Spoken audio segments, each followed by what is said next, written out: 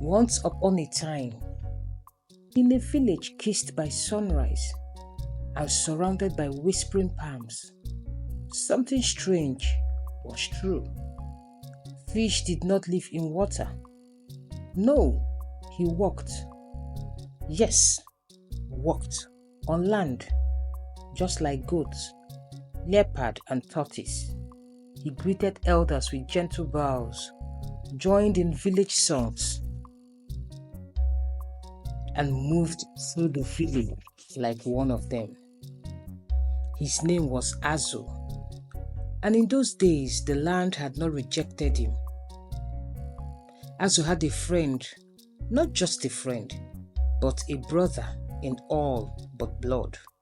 His name was Ago, the leopard. Strong, noble, quiet, and respected by all. Every evening, as the golden sky melted into dusk, Azu would walk to Ago's home. There, under the ancient palm tree, they would sit, telling stories that danced with laughter and wrapped the night in warmth. They were inseparable until the heart of Azu began to change. Each time Azu came, Ago would smile and turn to his wife. "Prepare something nice," he would say. "Azu is coming." And she would. Her name has been forgotten, but her grace has not. She moved like moonlight. She spoke like music. And when she smiled, even fireflies paused to listen. She cooked. She served. She welcomed Azu like a sister would. But Azu began to watch her with different eyes.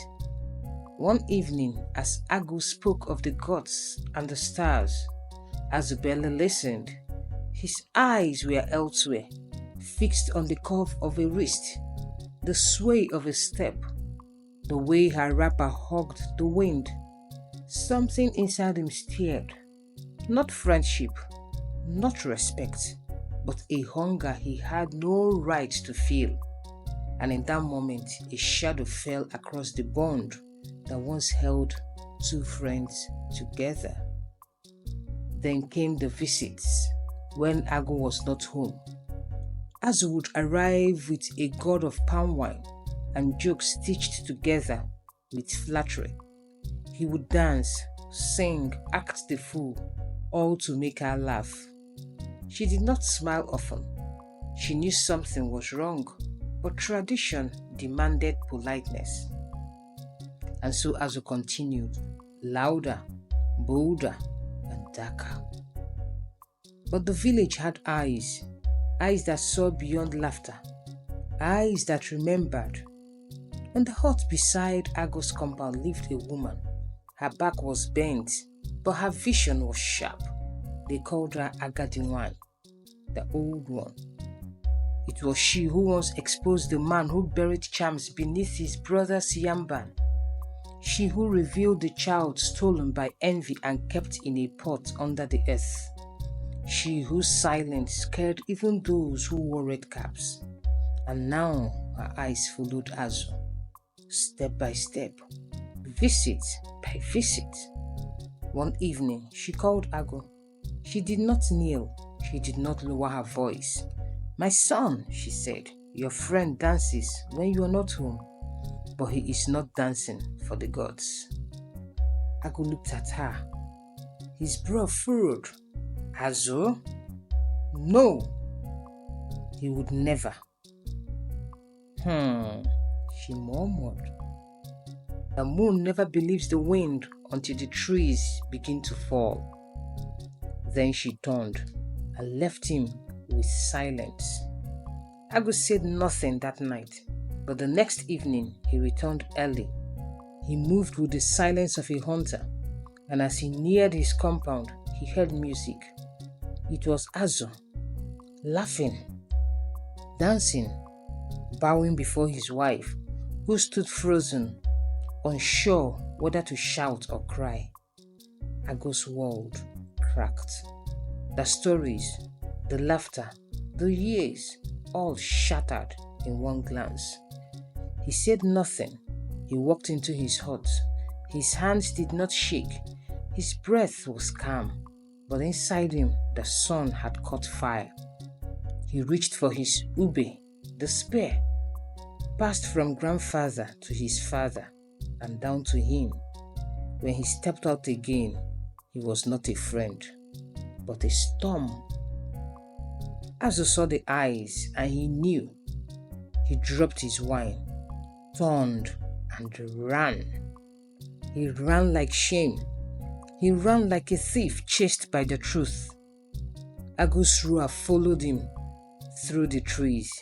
The spear missed by a breath, but the betrayer had already landed. That night, the drum was struck 3 times. The elders gathered. Mbe the tortoise, slow but wise. Ibe the elephant, strong and thoughtful. Enyohia the buffalo, fierce and fair. Agu stood before them. He came into my home, he said. He danced before my wife. What more must I say? The animals murmured. Justice must speak. They sat in a circle of silence. No rush, no heat. He broke a brotherhood, one said. He dishonored the host, said another. He turned sweetness into shame, added the third. Then they nodded, slowly, gravely, and the verdict formed like thunder on a quiet sky. They sent a messenger, swift and brave. He found Azu at home. The scroll was short. The message was long. Azu held it in shaking hands. He read it twice. The animals had spoken, and now he must answer. He stood before them, alone. Elders sat before him like stones. Leopard stood to the side, silent, cold. The air was still. Even the birds forgot to sing. And then the tortoise rose. Azu, he said, from today your feet shall not touch the land again. Your place is in the water. The elephant added, and if we see you walk again among us, you will be meat. No one wept. No one smiled. Justice had worn its heaviest mask. Azu tried to speak, but words betrayed the guilty. He bowed his head and turned. The animal stepped aside. No hand touched him. No voice called him back. The road to the river was long, but shame made it longer. The river was quiet. Azu stood there, the last creature to ever do so from that side. He looked behind him, at the trees, the path, the world he used to walk. He said nothing. Then he dropped his wrapper. He stepped in slowly. The water kissed his feet, then his knees, then his shame. He dove. The river closed behind him, not with anger, but with finality. And from that day to this, fish has never walked the land again, not because he cannot, but because the land has forgotten him. The river is his home and his prison. For betrayal has no footsteps on red soil, only ripples that never fade. Lessons from this my beautiful piece. The shame that sank the fish. Betrayal shatters the strongest friendship. Not everything the eyes admire is meant to be touched. A true friend honors your home even in your absence. Elders may be slow to speak, but their silence sees far. Shame is a river deeper than the sea. Hope you enjoyed this as much as I did. I will see you again to tell you more beautiful and intriguing stories. Remember, like, share, subscribe. See you again. Bye.